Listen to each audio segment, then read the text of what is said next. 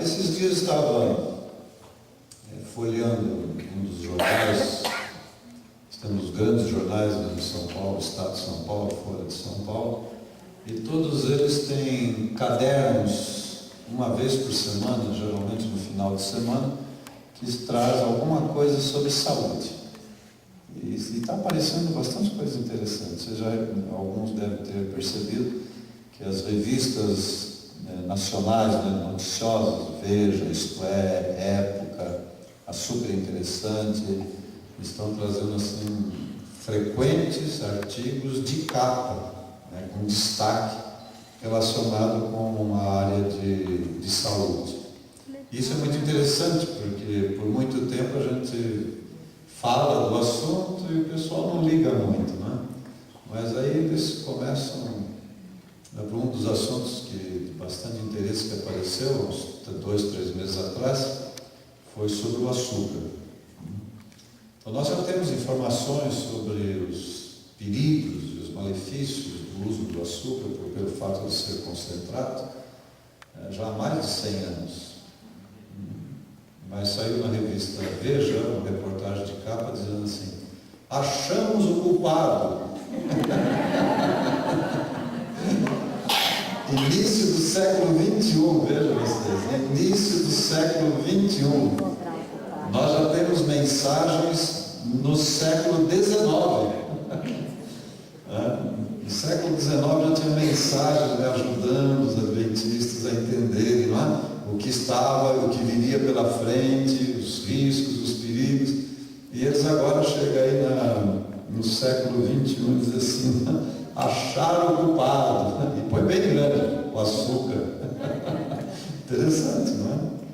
A revista Super Interessante fez um artigo também muito apropriado, falando sobre o envelhecimento, dizendo que está associado ao envelhecimento uma qualidade melhor de inteligência e sabedoria.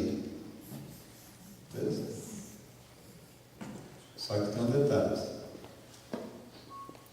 essa inteligência maior e sabedoria está conectado, está ligado com as pessoas que já bem mais cedo na vida viveram princípios saudáveis. E aí diz lá, do sono, da alimentação, do repouso, do exercício, enfim, ele faz uma descrição do que nós temos no livro Ciência do Bom Viver. Não é? Então, inteligência, sabedoria, não é?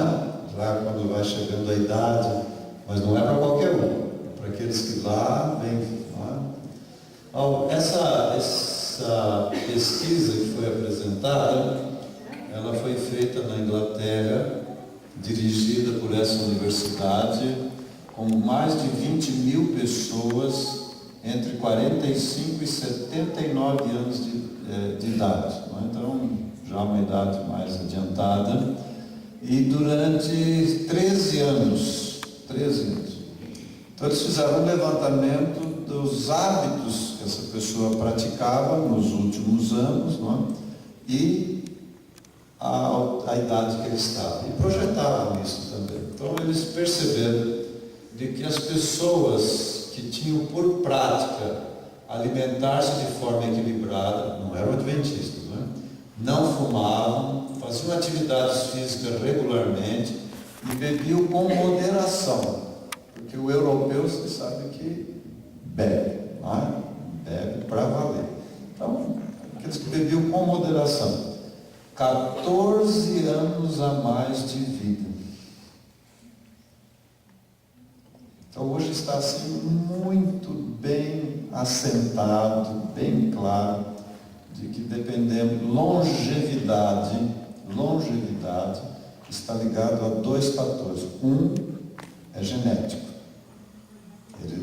hereditário, e o outro é hábitos, estilo de vida. Dependendo dos hábitos de vida que a pessoa desenvolve, é a quantidade e a qualidade de vida que ela vai ter. Tudo isso nós temos lá na revelação. Toda está lá. Então, a pessoa que tem uma boa herança genética, ele naturalmente tem possibilidades de viver melhor e viver mais. Depende de como ele cuidar desta herança, não é? Dessa vitalidade que ele recebe. Até 14 anos a mais. Então, esse é um estudo feito com não adventistas, não é? Que ainda faltam alguns fatores, naturalmente. De onde vem essa possibilidade de viver a mais? Viver mais, viver com melhor qualidade de vida, não é? Então, quando a gente vai estudar a fisiologia, a gente descobre algumas coisas assim bastante interessantes, de como nós fomos criados, dos recursos que foram colocados em nós para facilitar essa qualidade, essa melhor qualidade de vida, seja longevidade, ausência de enfermidade, baixos riscos, né, de enfermidade. E uma das descobertas que eles fizeram tem que ver com a luz solar e a formação da vitamina D. A vitamina D a gente não recebe dos alimentos que nós comemos, ele vai ser formado do contato do sol com a nossa pele, não é? Então forma a vitamina D e ela vai ser armazenada no fígado. Em um dado momento vai passar para os rins. Mas nessa passagem do fígado para os rins, ela se transforma numa supervitamina D 1000 vezes mais potente. Esse é um fenômeno que acontece dentro do nosso sistema. Que coisa impressionante, não é? Bate o sol, toca a nossa pele, forma a vitamina D, ela vai lá para o fígado. Ou vai ser preciso para alguma coisa dentro do nosso corpo. Então ela vai passar para os rins, não é? Mas ao passar para os rins, vai atuar sobre esse processo um hormônio chamado paratiroide, que é chamado de o administrador. Ele administra essa passagem, potencializando o processo todo e transformando a vitamina D em uma supervitamina D que tem o papel de conservar as células normais. Quem construiu isso aí? Nosso Criador, nosso Pai Celestial. Não é um Deus maravilhoso? Esse é um mecanismo, é um fenômeno que acontece dentro de nós. Agora, os estudos que eles fizeram demonstram o seguinte: que uma pessoa que come carne regularmente, não acontece esse processo de transformar em supervitamina D. Ele fica uma vitamina D normal. Aqui. O que eles vão descobrindo, né?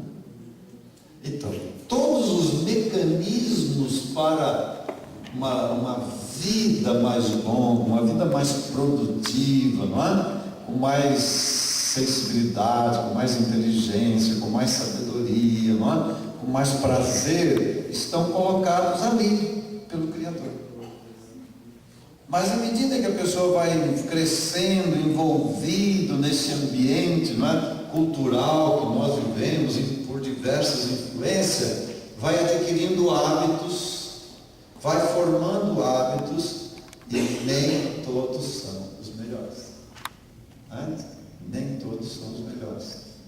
Então nós, como cristãos adventistas, temos um privilégio de receber por orientação, por instrução, advertências, informações para nos ajudar a preservar. Lembra o apóstolo São Paulo falando desse assunto?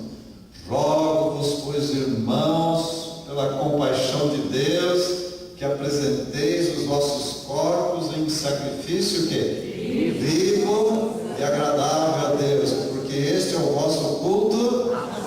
E não vos conformeis com este mundo. Não vos conformeis com as práticas deste mundo, não é? Nós não somos deste mundo, nós somos do reino de nosso Senhor Jesus Cristo. Ele diz, não vos conformeis com este mundo, mas haja uma renovação, uma transformação da vossa mente, para que possais compreender que a vontade de Deus é boa, agradável e perfeita. É maravilhoso isso. Então, tudo aquilo que vai embaraçar, que vai entravar, que vai dificultar o funcionamento dessa estrutura maravilhosa, né? Criada, construída por Deus, vai abreviar a vida. Vai trazer doenças precocemente, não é? E nós vamos perder a utilidade que poderíamos ter, né? Que poderíamos avançar no que o Senhor tem colocado sobre nós. Saiu recentemente este livro, o estudo da China. 2 médicos estudando pesquisando em 2 universidades, ou através de 2 universidades diferentes, chegaram às mesmas conclusões sobre a questão de estilo de vida e hábitos de vida, principalmente alimentação, essas coisas todas. E, então, eles acabaram se conhecendo, se juntaram e escreveram este livro. Neste livro, entre tantas coisas, eles contam a história de um médico, cirurgião cardíaco, trabalhando no hospital. E ao estar ali junto da equipe, numa cirurgia, ele teve um infarto. Foi socorrido pelos colegas, examinado, a sua veia estava obstruída desta forma. E depois de feito todos os exames, disseram para ele: o seu caso é inoperável. É o mesmo que dizer o quê? Está morto. Está liquidado. Porque com uma veia, uma artéria nessas condições, não tem como. Seu caso é inoperável. Lógico que bate um desespero, né? Ele, médico, não tinha chegado aos 50 anos ainda. Cirurgião, agora que ele precisa, para ele não tem. Sabe o que eu faço? Aí os médicos disseram assim: olha, aqui no hospital tem um departamento lá no canto. Eles estão trabalhando com um negócio assim chamado estilo de vida. Eles falam de um negócio de alimentação, de exercício, essas coisas aí que você sabe, né? Mental, coisa assim. Vai lá conversar com eles. Não era hospital adventista, não. Aí ele foi, chegou, começou a conversar com o pessoal, como um médico inteligente. Ele percebeu que o grupo que estava ali eram pessoas capazes, sérias, estudiosas, e sabiam o que estava falando. Ele sentiu confiança e se animou a entrar no programa deles, que envolvia uma dieta, repouso, atividade física moderada, crescente, todo aquele programa de estilo de vida. 2 anos depois, sem nenhuma intervenção cirúrgica, sem nenhuma medicação. Quem que opera essa mudança? Pode operar? Uma coisa impressionante. Naturalmente, uma pessoa aí na faixa dos 50 anos de idade, não é? Tem bastante vitalidade, bastante disposição, não é? Mas ele, mesmo sendo médico, por falta de viver, de ter aprendido a viver esses princípios, chegou a esse ponto. Hoje, este médico é um professor, escreveu livros e é um palestrante. Deixou de ser cirurgião, e hoje ele está ensinando as pessoas como viver para não ficar dessa maneira. Evidentemente que há outros fatores que nos atingem, não só de alimentação, de exercício, essas coisas, há outros fatores, mas a maioria está ligado a esses fatores, que nos tocam. Bom, nós somos adventistas do 7º dia. Aqui está um tempo da história, né? que restringe não, que circunscreve a história do povo de Deus nesta terra. Desde o Éden até a segunda vinda, pois temos o período do milênio e vem o novo céu e a nova terra. Não é? Esse é um tempo que é chamado de grande conflito. E nesse tempo do grande conflito, nós estamos vivendo aqui pós 1844. Entendemos como cristãos que nós somos guiados pelo nosso Pai Celestial. Ele dá um rumo para nossas vidas. Dá um rumo para nossas vidas. Ele dá a direção para as nossas vidas. E nós vamos nos dar muito bem se estivermos atentos à direção que Deus dá. Talvez vocês saibam, os animais, em geral, eles têm sentido de direção. Uma abelha, ela pode viajar quilômetros, ela volta no mesmo lugar.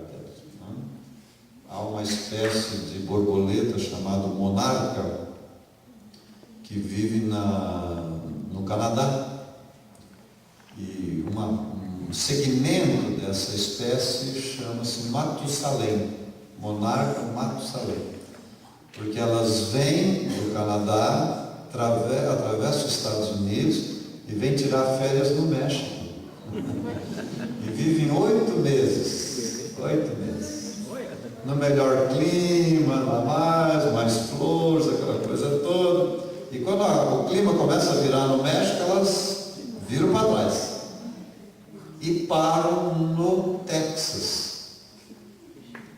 Aí então elas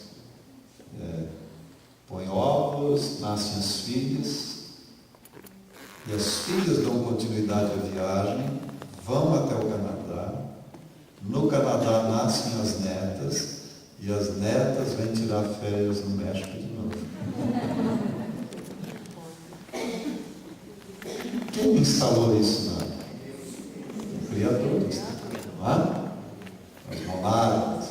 Na Europa tem uma outra espécie chamada Vanessa Atalanta. Mesma coisa. Não é? Elas viajam 2.000, 3.000 quilômetros. Agora, nós somos a obra-prima da criação, mas não fomos criados com sentido de direção. Então isso é perfeito, não é? Esse ser era perfeito. Então, quando Deus nos criou, foi um jeito de fazer as coisas em que o sentido de direção ficou ligado ao Criador. Então, somente as pessoas que estão conectadas com o Criador é que têm um sentido de direção, não próprio, do Criador. Lembra, uma passagem da Bíblia diz assim, este é o caminho, nem para a direita, nem para a esquerda. Não tem lá? Há caminhos que para o homem parecem direito, mas o final deles é... Não confie em si próprio, não confie nos homens, não tem lá? Entrega o teu caminho ao Senhor, confia nele e ele tudo fará. Crede no Senhor vosso Deus, estareis seguros. Crede em seus profetas, esperareis. É o Senhor que dá a direção. E normalmente na vida nós temos que fazer 3 escolhas fundamentais: a profissão, o casamento e a religião. Se a pessoa fizer uma só dessas escolhas erradas, vai ter sérios problemas. Mas a maioria das pessoas fazem as 3 erradas. Pode olhar em volta de vocês. Não estão satisfeitos com a profissão que têm, não estão felizes com o casamento que estão, não estão na religião santa. E por que acontece isso? Porque não tem sentido de direção e vai fazendo as escolhas assim meio adoidado. Lembra que Jesus disse? Nos últimos dias virão falsos, nem todo que me diz Senhor, Senhor, ele entrará no reino. Mas quem vai entrar no reino dos céus? Aquele que faz a vontade. Então, ao longo deste tempo, que é o tempo do grande conflito, não é? As pessoas se deram bem prefiro que o Senhor dirigisse isso daí. Então, este fenômeno da direção, do sentido de direção, na relação com Deus, ele pode ser estruturado assim para facilitar o nosso entendimento em uma fórmula. Quem estuda matemática, química, ciências, tudo está cheio de fórmula, não está? Tudo tem fórmula. Então existe uma fórmula bem simples para nos ajudar. E nós vamos considerar essa fórmula numa parte da história do povo de Israel, que está lá em 2 Reis, capítulo 6. Vocês têm a Bíblia aí? Não tem a Bíblia? Então eu vou lembrar a história. Tem a Bíblia aí? Tem a Bíblia. Então é uma porção da história do povo de Israel que envolve o tempo do profeta Eliseu. Olha lá, vamos abrir. 2 Reis, eu vou abrir a minha aqui e vou lendo para vocês. Vocês vão acreditar no que eu vou ler agora, não é? Vocês não trouxeram a Bíblia, mas amanhã eu vou trazer, não é? Olha lá, diz assim: o rei da Síria fazia guerra a Israel e consultou os seus servos, dizendo: em tal e tal lugar vai estar o meu acampamento. Então, aqui estava a Síria, na Síria, e lá estava Israel, do mesmo jeito que está hoje, não é? Então, a capital da Síria era Damasco e o rei da Síria estava aqui. A capital de Israel era Jerusalém e o rei de Jerusalém estava aqui. Então, o rei da Síria faz guerra, vai armar uma guerra contra o povo de Deus. Quem está por trás do rei da Síria? Quem está por trás do rei da Síria? Satanás. Certo? Mas lá está, então, o inimigo ele está sempre usando instrumentos para fustigar os filhos de Deus, o povo de Deus. Vocês sabem quem é a Síria de hoje? Quem é a Síria de hoje? É a Babilônia, formada pelo catolicismo romano, protestantismo apostatado e o espiritualismo. Esses 3 grupos, juntos depois, vão formar essa confederação que a Bíblia identifica como? Eu falo, lembra? A besta, a imagem da besta, falso profeta, não é? E esse conglomerado vai receber a força, o poder dos Estados Unidos. E aliás, um vai apoiar o outro, não é? Um vai apoiar o outro nessa direção. Mas é o tempo que nós estamos vivendo. Então, nesse período, o inimigo era a Síria, vai atacar Israel. Verso 9 diz assim: mas o homem de Deus enviou ao rei de Israel, dizendo: guarda de passares por tal lugar, porque os sírios desceram ali. Nesse tempo, quem era o homem de Deus? Eliseu. Onde morava Eliseu? Morava aqui nesta cidade aqui, Dotã. Percebe que há uma distância, não é? Uma distância. Naquele tempo não tinha celular, não tinha internet, não tinha ônibus, não tinha avião. Você tinha que ir a pé ou a cavalo, não é? Eram os 2 meios de viagem que eles tinham, a pé ou a cavalo. Então as viagens demoravam um bocado de tempo, não é? Para poder ir para lá e para cá, todo esse processo. Então, diz aqui que o homem de Deus enviou ao rei de Israel: guarda-te, guarda-te. Por quê? Porque o rei da Síria tinha mandado parte do exército dele se localizar em alguns pontos para poder atacar o exército de Israel, de surpresa naturalmente, não é? Por emboscada, como a gente diz assim. E tanto que o homem de Deus, então, avisa o rei de Israel onde está o perigo. E diz: olha, proteja-te, previna-te, seja cuidadoso. Olha a sequência, veja a sequência. Por isso o rei de Israel enviou aquele lugar de que o homem de Deus dissera e que o tinha avisado, e se guardou, não uma nem 2 vezes. Não uma nem 2 vezes. Qual foi o papel da palavra do profeta para o rei? Em que resultou o rei ter ouvido a palavra do profeta? Salvação.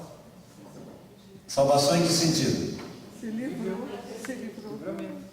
De livramento, de proteção. Perceberam? De livramento, de proteção. Ouviu a voz do profeta, não é? Seguiu a orientação do profeta. O que é que diz lá? Em 2 Crônicas 20:20. Crede no Senhor vosso Deus, crede em seus profetas, prosperareis. Prosperareis. O rei poderia ter dito, mas como que o profeta Eliseu está lá em Dotã? E como é que ele sabe dessas coisas? Ele podia ter rejeitado, não poderia? Não, mas o rei da Síria, nós até conversamos outro dia, batemos um papo, como é que ele está mandando os exércitos para cá? Não, ele podia ter duvidado, não poderia?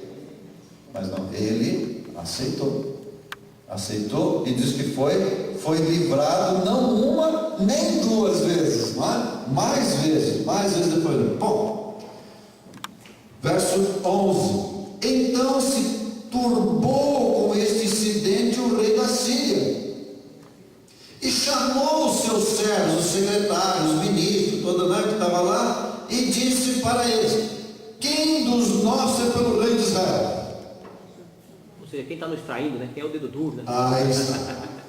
Quem é o traidor? Mas onde é que estava o rei da Síria? Aqui. Quem está nos traindo? Olha a sequência dos versículos. Olha. E disse um dos servos: não, rei meu senhor, não há nenhum traidor entre nós. O que há é que o profeta Eliseu está em Israel e faz saber ao rei de Israel as palavras que tu falas no teu quarto de dormir. Como que Eliseu, estando lá em Dotã, sabia do que o rei estava conversando aqui? Ele tinha instalado alguma escuta lá? O quarto de dormir não é o lugar mais íntimo da nossa casa? E a gente não gosta que entre qualquer pessoa lá, não é verdade? A gente se sente meio desconfortável, não é? Quando entra em uma outra pessoa e entra lá. Até os filhos, os filhos têm um pouco de respeito, não entra a qualquer hora, não é? Tem o quarto ali. Como é que eles não sabiam? Porque Deus, o Criador, faz saber ao profeta o que ele quer que seja comunicado e orientado. Olha a reação do rei da Síria. Que coisa maravilhosa e extraordinária. O rei da Síria então disse assim: então o Eliseu sabe o que eu falo no meu quarto de dormir, não é? Então diz assim o verso 13, diz assim: então vê aonde ele está, eu vou enviar um exército e vou trazê-lo para cá. É como se dissesse assim: se o cara é tão bom assim, eu quero do meu lado. Quem sabe agora ele vai dizer para mim o que é que o rei de Israel está pensando. Tem um profeta na Bíblia que entrou nessa, você se lembra? Quem foi? E ele até meio vacilou, não vacilou? Ele vacilou por lá, para ter alguma vantagem financeira, tem a história da mula, aquela coisa toda, não é? Que está ligada a isso. Então, veja esse rei, quando ele diz: bom, mas se esse profeta sabe tanto e tanto detalhe, eu quero tê-lo do meu lado. E de fato, ele mandou lá uma parte mais especial do exército dele, cercaram a cidade. E aí vocês conhecem a história, não é? O servo de Eliseu levanta de madrugadinha, vai respirar o ar puro daquela monte onde eles estavam, e quando clareia o dia, ele fica apavorado, porque o monte, a cidade estava o quê?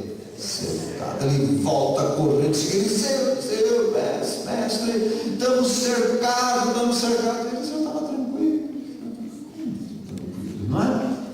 Nós estamos, e sabe que estar cercado por um exército assim não é brincadeira, irmãos. Porque quando essa gente entrava, e quando eles atacavam, pegavam as pessoas, eles cortavam a orelha, cortavam a língua, cortavam a mão, cortavam o braço, cortavam a ponta no nariz. Eles faziam uns absurdos. O que está registrado alguns desses guerreiros asiáticos eram chamados flagelos. Eles entravam assim, arrebentando com tudo. Então o pessoal tinha medo realmente, né? E ali na Bíblia diz que Eliseu olhou para o jovem e disse assim: calma, os que estão conosco do que os que estão com eles. Amém. Aí o Eliseu ficou espantado, porque era ele e o Eliseu, e mais alguns, não é, que estavam ali, e aquele exército todo lá, poderoso, não é? Como são mais os que estão conosco que estão com ele? Aí Eliseu faz uma oração. Se vocês se lembrarem nesta oração, ele diz assim: Senhor, abra os olhos do moço, para que ele veja não apenas as coisas deste mundo material, mas veja o que está acontecendo por trás desta cena. Nós estamos do grande. E diz que quando Geazi abriu os olhos, ele viu